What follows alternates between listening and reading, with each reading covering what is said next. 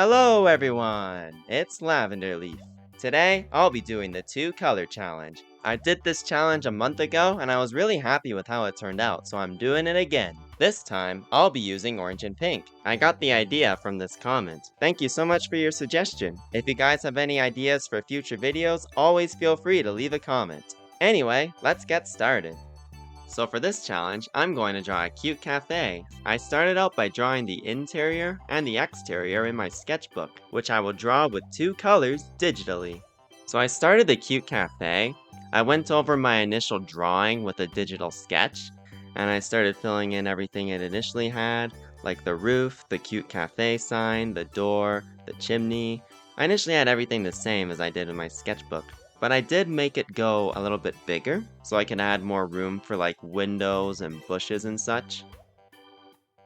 I wanted to show the cafe from a bird's eye view perspective, sort of like looking down at the cafe, but like not fully looking down at the cafe. I still want to equally show the walls, just so we'd have a good idea of both the walls and the roof of the cafe. I feel like that this would get a good angle of everything on the cafe. Here I was also adding some mushrooms at the top to make it look more whimsical and fun and silly. And then here I started adding in the color, and I found it to be really difficult at first. I found that my colors were way too vibrant initially, but then I started to go in between orange and pink, and I ended up choosing red for the roof. And yes, technically I used a third color, but I only chose this red by blending in pink and orange. So I'm still using the 2 colors, this color just so happened to be in between. Plus it made it look cuter, so I think the red's a benefit. I eventually had the color palette working, so I started doing the shading, and the shading helps the building pop out a lot as well. And then I added some happy faces on the clouds. They're so fun. They look really cute. Pretty much from this point forward, I was just adding some finishing touches, some shading, some colors.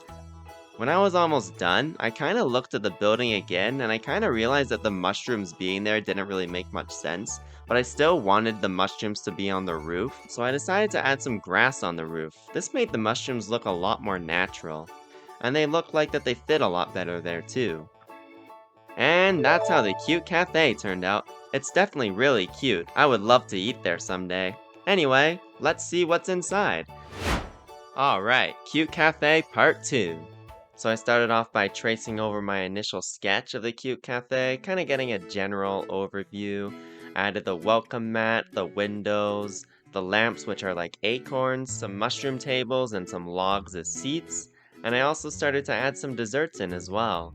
Art style wise, I took a lot of inspiration from Pocket Love. This game definitely influenced the overall composition of my interiors and the art style I chose for my characters. I wanted the characters to be very chibi.